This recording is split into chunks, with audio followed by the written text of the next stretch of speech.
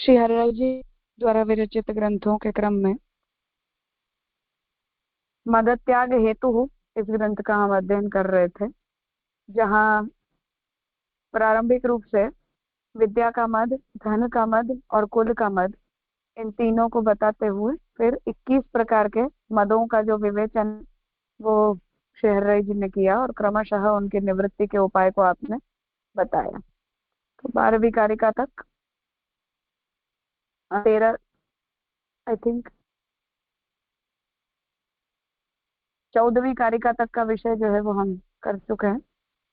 अब आगे 15वीं कारिका में 15वां भी हमने किया था, तो वहां तक आपने इस बात को बताया कि कैसी कैसी भावनाओं को अपने मन में लाकर हमें अपने अभिमान का त्याग करना चाहिए। तो दान देने का या किसी व्यक्ति को मदद करने का अभिमान यदि हमें हो जाए तो उसके त्याग का प्रकार बताया। अब 16वीं कारिका में ये बात कह रहे हैं कि शांतादिकम तथा त्याग प्रतिबंधक यतः पुत्राद्यनुसृतेर जातम भगवत प्रेम शासनात्। अपने को पुष्कल संतान है ऐसा भान उत्पन्न होने से जगत में की आसक्ति हमें ही समाप्त करने वाली है, उसी में बाधा उत्पन्न होती है। अतः हम भगवान मार्ग से अलग हो जाते हैं, उस कारण अच्छे या अधिक संतान होने के कारण उत्पन्न मद का त्याग करना चाहिए।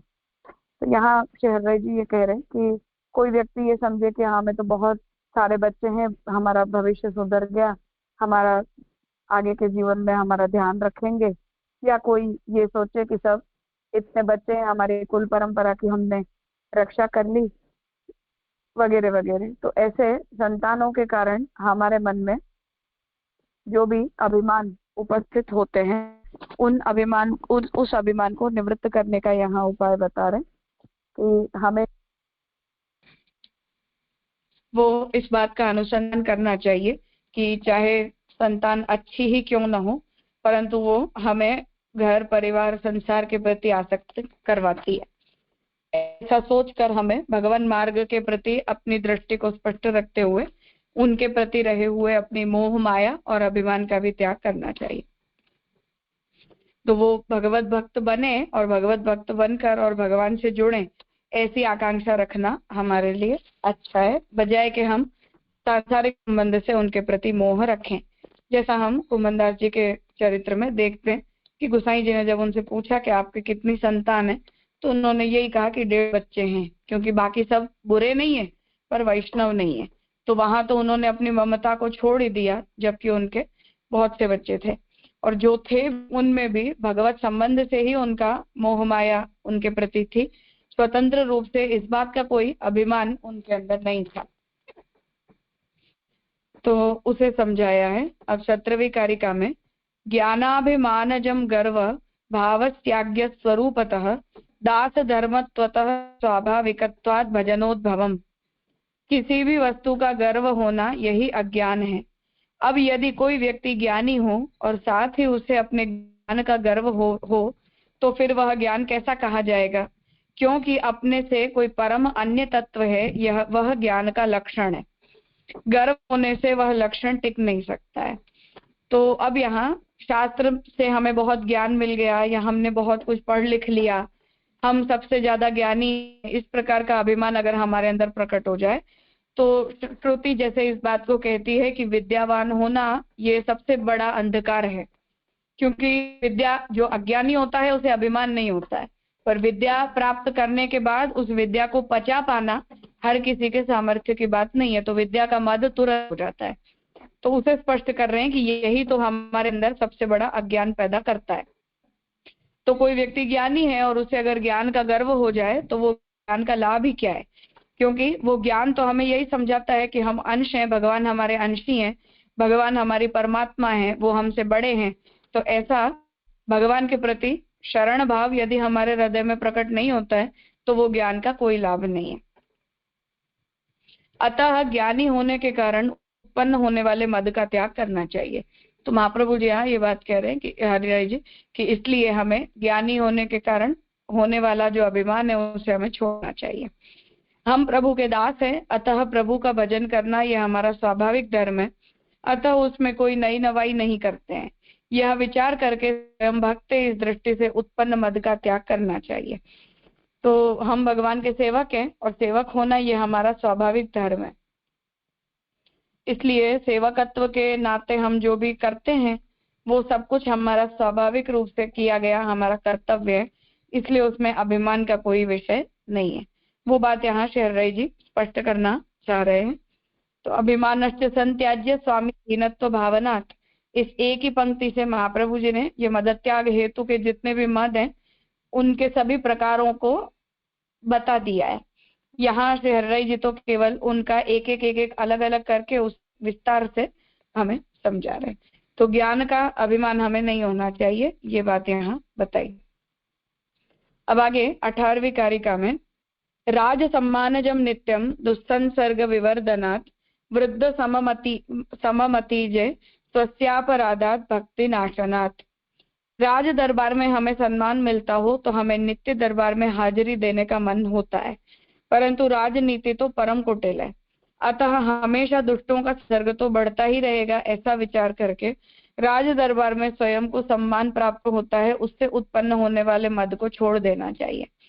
वृद्धों के बीच हमें सम्मान मिलता है, वृद्धजन हमारे कार्य को सम्मानित करते हैं, ऐसे विचारों से वृद्धों के प्रति हमें अपना जो कर्तव्य करना होता है वह न करते हुए अपराध उत्पन्न होते हैं, एवं उनकी तरफ का जितना हम में पूज्य भाव होना चाहिए वह भी नष्ट हो जाता है।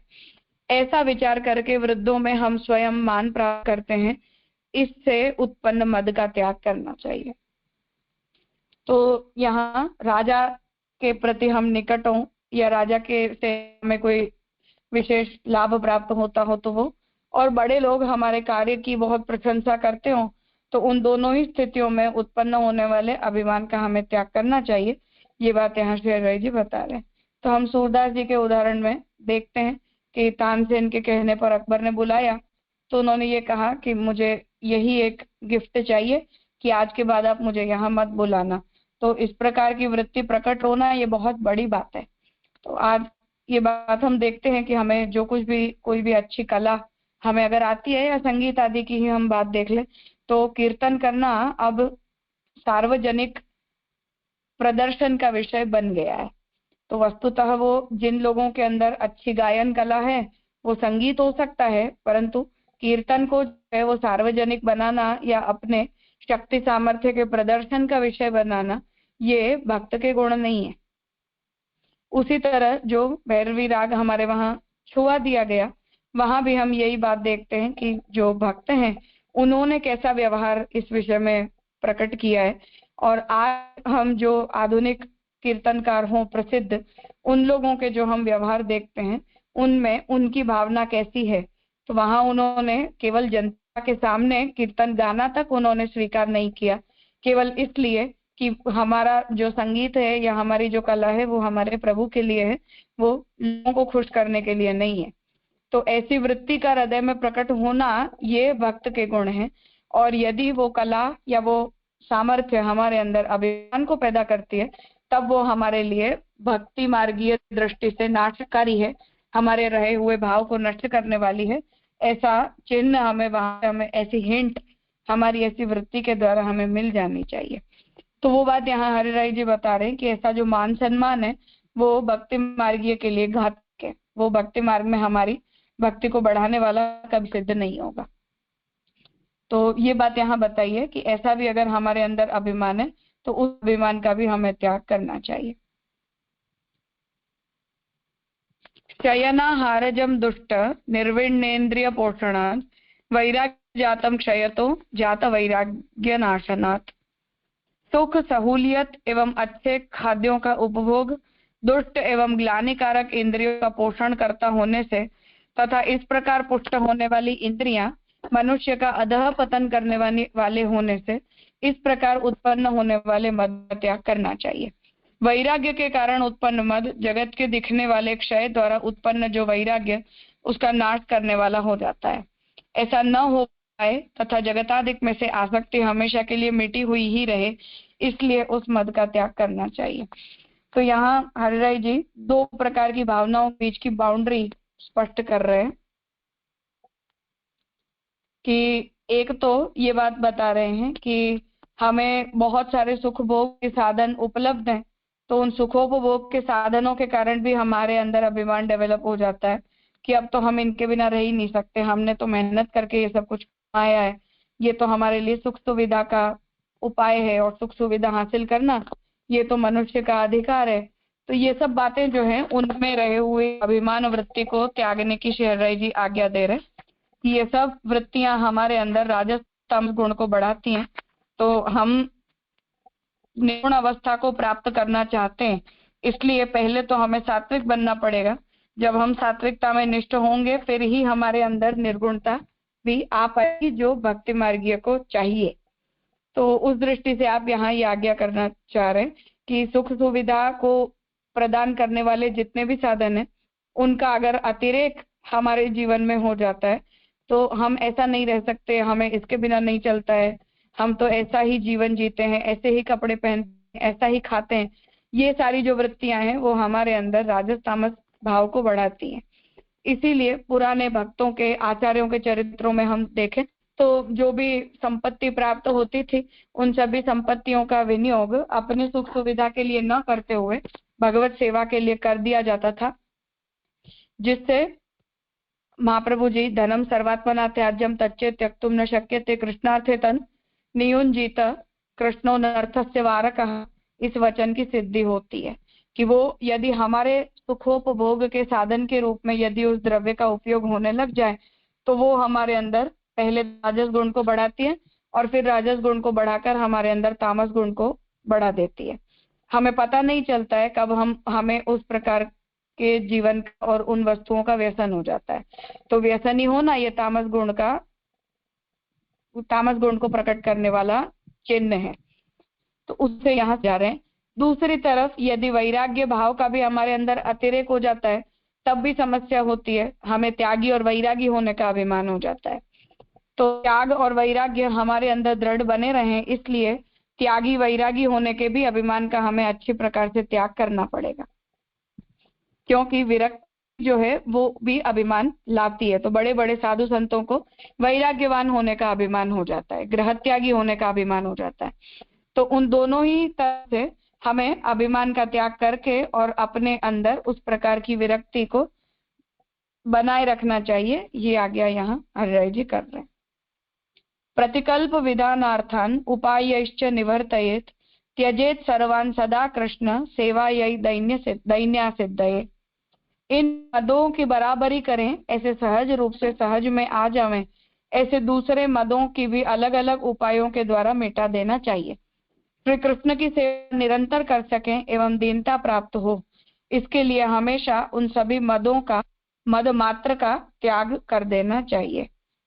तो हरिराय यहाँ ये बात समझा रहे हैं कि ये तो यहाँ कुछ प्रकार के अभिमानों को गिनवाए हैं और इनकी गिनती यहाँ कर दी गई है जो स्वाभाविक रूप से हमें अपने अंदर या अपने आसपास के लोगों में दिखते हैं।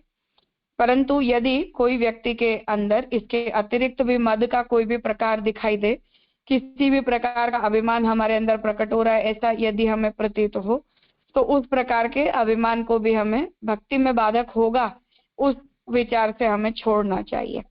तो भक्ति साधक धर्म हमारे अंदर हैं, बढ़ने चाहिए, और भक्ति बाधक जितने भी प्रकार के अभिमान हैं वो सब अभिमान हमारे अंदर से जाने चाहिए। ऐसी वृत्ति रखते हुए किसी भी प्रकार के अभिमान को हमें अपने पास आने नहीं देना चाहिए, और दीनता जो है वो भक्ति साधक होने से दीनता को धारण करना चाहिए। ये आज्ञा यहाँ कर रहे हैं। दैन्ये नैव हरेः तोषो नान्यत् साधनमिष्यते दैन्यम तो विमदस्यैव ततः सर्वान् परित्यजेत। हरि भगवान को मात्र दैन्य से दीनता से ही संतोष होता है। प्रभु को प्रसन्न करने में दीनता के अतिरिक्त अन्य कोई भी साधन नहीं है। यह दीनता मात्र उस मनुष्य में ही हो सकती है जिसमें किसी भी प्रकार का मद न हो एवं पूर्णतः निरभिमानी हो। इस दीनता को बनाए रखने के लिए उन सभी मदों का त्याग करना चाहिए। तो यहाँ आप आज्ञा कर रहे हैं कि दीनता के अतिरिक्त भगवान अन्य किसी उपाय से नहीं मिलते हैं। तो निस्साधनता का भावन करने की जो हमें आज्ञा दी जाती है वो भी इसी दृष्टि से दी जाती है कि मैंने इतनी सेवा की, या मैंने इतने पाठ किए, मैंने इतना कथा गुणगान किया, इतनी परिक्रमा की, इतनी यात्रा की, वगैरह वगैरह। तो ये सब अभिमान जो है वो हमारे अंदर उपस्थित न हो जाए, इसीलिए हमें ऐसी ट्रेनिंग जो है वो दी जाती है। तो उसका प्रयोजन शरई जी यहाँ स्पष्ट करना चाह रहे हैं कि ये सब कुछ हमें इसीलिए बताया जाता है ताकि हमारे अंदर जो है वो ये सब अभिमान प्रविष्ट न हो पाए और वो दीनता हमारे अंदर दृढ़ हो पाए। तो दैन्य को सिद्ध करने के लिए हमें अपने अंदर अभिमान के त्याग की ओर ध्यान देना पड़ेगा। ये बात यहाँ हरराय जी बता रहे हैं। साधनाभिमानी जो भी जीव होता है उस जीव के ऊपर भगवान की कृपा नहीं होती है। एतत् प्रकाशक श्रीमद् वल्लभाचार्य संश्रयः सर्वदा सर्वथा कार्यः तथा नित्यः तदात्मकैः। दीनता ही प्रभु को प्रसन्न करने का एकमात्र साधन है। यह वस्तु अपने महान आचार्य श्रीमद् वल्लभाचार्य चरणों ने भक्तानाम दैन्यमेवैकम हरितोषण साधनम में बतलाई है। ऐसे भी नित्य आश्रय महाप्रभु जी का नित्य आश्रय श्री महाप्रभु जी ने जिनका स्वीकार किया है, ऐसे भगवदियों को सर्वदा सर्व रीति से करना चाहिए। तो यहाँ अब इस ग्रंथ का उपसंहार करते हुए आप ही आज्ञा कर रहे कि महाप्रभु जी ने ही इस बात को बताया है कि हमारे हृदय में रही हुई जो दीनता है वही भगवान को प्रसन्न कर सकती है। यदि हमारे अंदर दीनता का भाव नहीं है तो ऐसे अभिमानी जीव के ऊपर भगवान कभी प्रसन्न नहीं होते और न ही उसके द्वारा किए हुए साधनों से भगवान को कोई प्रकार की प्रसन्नता होती है। तो इस प्रकार यहाँ अभिमान को त्याग करने के हेतु और अभिमान को त्याग करने के जो विविध भाव हैं उनका निरूपण श्री हरराय जी ने इस ग्रंथ के अंतर्गत किया। कुछ पूछना है?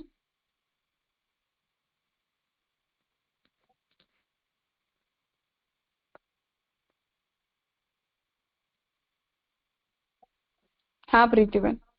जी राजा दंडवत प्रणाम। पहले तो जैसे आपकी आवाज बहुत धीरी है, इसमें वो अणुभाष्य में ठीक थी मगर इसमें बहुत धीरी आ रही है। ये पूछना था जैसे कि यहाँ पे ये जो सारे मद की बात आई ना, तो ऐसे ये मन में अगर कर्तापने का अभिमान हो तो ही ये सब मद आ सकते हैं ना, जैसे ऐसा सोच सकते हैं।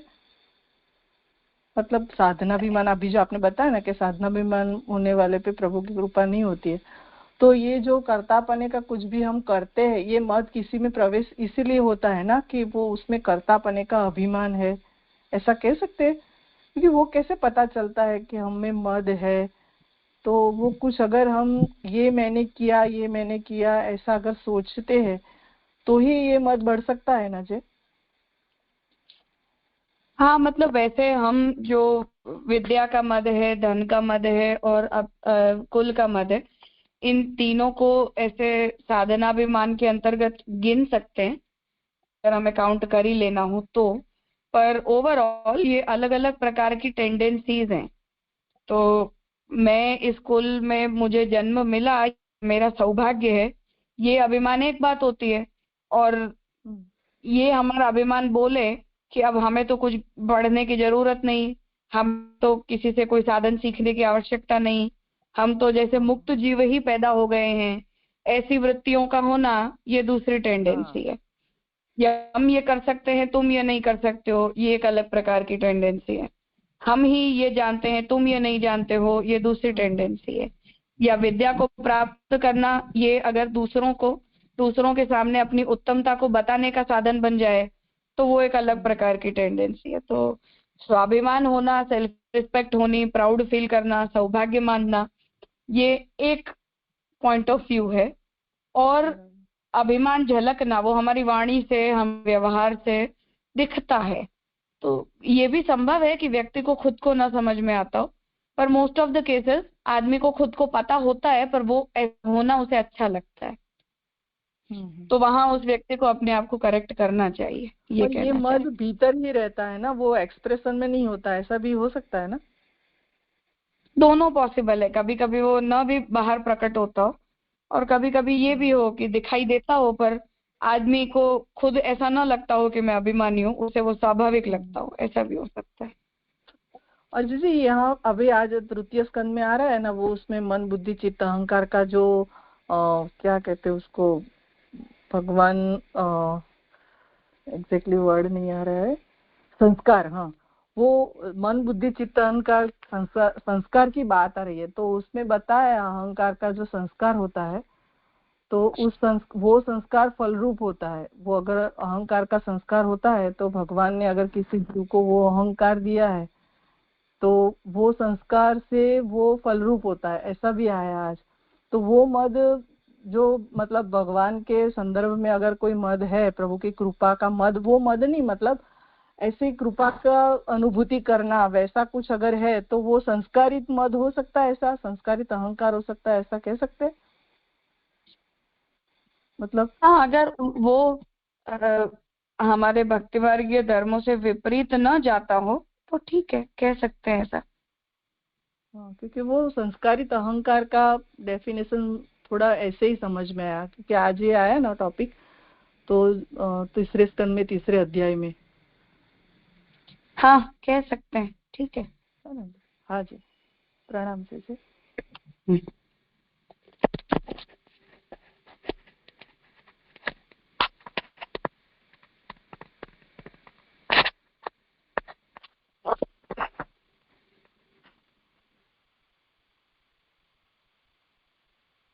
हाँ प्रणव भाई। प्रणाम राजा। ये आखिरी पंक्ति जो 22वीं पंक्ति में, एक तो ये कहा भक्तानाम दैन्यमेवैकम हरितोषण साधनम, तो वहां पर ये मतलब दीनता होनी चाहिए, वह बात बताई है। उसके बाद जो ये पंक्ति आ रही है, ऐसे भी नित्य आश्रय महाप्रभु जी का नित्य आश्रय, फिर कॉमा करके वापस श्री महाप्रभु जी ने जिनका स्वीकार किया है, ऐसे भगवदियों को सर्वदा सर्वरीति से करना चाहिए। तो ये जो दो बार नित्य आश्रय की बात आई और फिर श्री महाप्रभु जी ने जिनका स्वीकार किया है, मतलब ये तो भक्त के तरफ से बात आ रही है कि उन्हें ये जब निश्चित है कि महाप्रभु जी ने उनका अंगीकार किया ही है तो उन्हें सर्वरीति से सर्वदा आश्रित रहना है। पर ये दो बार नित्य आश्रय से क्या कह रहे हैं, वो नहीं समझ आया। मतलब एक तो महाप्रभु जी में हमें आश्रय रखना चाहिए, फिर महाप्रभु जी ने जिन सेवकों को स्वीकार किया है ऐसे भगवदियों के प्रति भी हमारे हृदय में दीनता का भाव होना चाहिए उनके, क्योंकि उनका भी आश्रय करने से या उनके भी साथ रहने से हम भक्ति मार्गीय धर्मों को और गुणों को सीखते हैं, ये कहना चाह रहे हैं।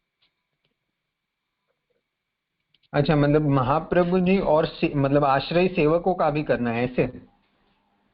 हाँ, वैष्णवों का भी, भक्तों का भी, जिन्हें महाप्रभु जी ने अपने सेवकों के रूप में स्वीकार किया। अगर जी यहाँ पे कॉमा तो नित्य आश्रय के बाद आया है और फिर लिखा है श्री महाप्रभु जी ने जिनका स्वीकार किया है ऐसे भगवदियों को सर्वदा सर्वरीति से करना चाहिए। तो भगवदियों के बारे में जिनका स्वीकार किया है ऐसे भगवदियों को ये करना चाहिए, ऐसी आज्ञा कर रहे हैं, ऐसा लग रहा है। तो ऐसे भी नित्य आश्रय, तो ऐसे भी का भी क्या मतलब हुआ, ये भी समझ में नहीं आ रहा है। मतलब कि ये सभी मदों का त्याग करते हुए नित्य आश्रय करना चाहिए। मैं शरणागत हूँ ऐसा बोलने मात्र से शरणागति की सिद्धि नहीं होती। अच्छा,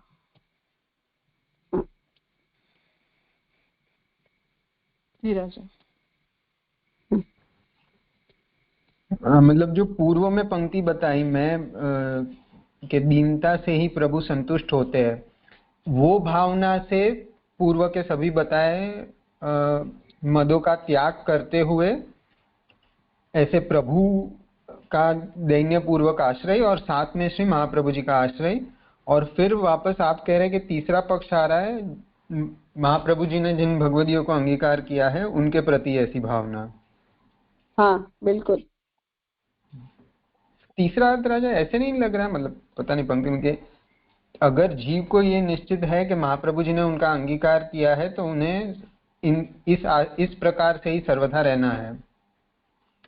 हाँ, वो तो रहना ही है, पर हम जैसे महाप्रभु जी के प्रति आश्रित होते हैं उस प्रकार महाप्रभु जी के शिष्यों के प्रति भी आश्रय का भाव रखना ये धर्म है। और ये राजा जो पंक्ति है ऊपर, भक्तानाम दैन्य एवेकम हरितोषणम साधनम, तो यहाँ पर क्या मतलब दीनता से प्रभु संतुष्ट होते हैं वैसा? हाँ, भगवान की प्रसन्नता भक्त जब दीनता भाव प्रकट करता है तभी होती है। भगवान थोड़ा सा भी अभिमान प्रकट करता है तो प्रभु जो है वो रुष्ट होते हैं। इसीलिए पुष्टि इसलिए प्रभा मर्यादा में महाप्रभु जी ने जो श्राप आदि होने के कारण वहां अभिमान को भी एक कारण बताया है।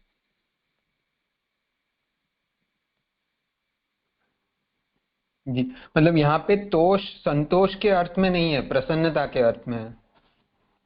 हाँ, एक ही बात है। यहाँ उसमें वो 3 प्रकार की कृपा के डिफरेंशिएशन से हाँ हमें वही नहीं वो लेना है। वहाँ, हाँ हाँ नहीं, उतना पर्टिकुलर नहीं है, इन जनरल है। वरना वो सामर्थ्य अनुपाति स्वभाव अनुपाति वो अर्थ पूरित हो रहा था। हाँ हाँ जी राजा। अच्छा, यहाँ पे एग्जैक्टली जो श्लोक है ना, वो श्लोक का हम ट्रांसलेशन कैसे कर सकते? एतत् प्रकाशक श्रीमदाचार्य संश्रयः, और फिर सर्वदा सर्वथा कार्य तथा नित्य तदात्मकैहि। तो नित्य तदात्मकैहि से तो जो आश्रित है, मतलब जो आश्रय करने वाला है, इसके लिए बता रहे हैं ना नित्य तदात्मकैहि। तो उन तदात्मकों को महाप्रभु जी का आश्रय करना चाहिए, ऐसे नहीं अर्थ हो रहा है। तो मतलब ये जो आप बता रहे हैं ना कि महाप्रभु जी ने जिनका स्वीकार किया है उनका भी आश्रय, इस ऐसा अर्थ श्लोक से तो नहीं आ रहा है ना? जैसे दोनों तरह से अन्वय हो सकता है। तदात्मकैः प्रतिनित्यः आश्रयः अपि कर्तव्यः और तदात्मकैः एतत् प्रकारेण आश्रयः कर्तव्यः, दोनों ही हो सकते हैं। अच्छा, हाँ जी, बस वही। प्रणाम राजा। ठीक है, तो ये ग्रंथ यहाँ संपन्न हुआ है, यहाँ रखते हैं। दुस्संग विज्ञान प्रकरणम ग्रंथ को हम कल प्रारंभ करें।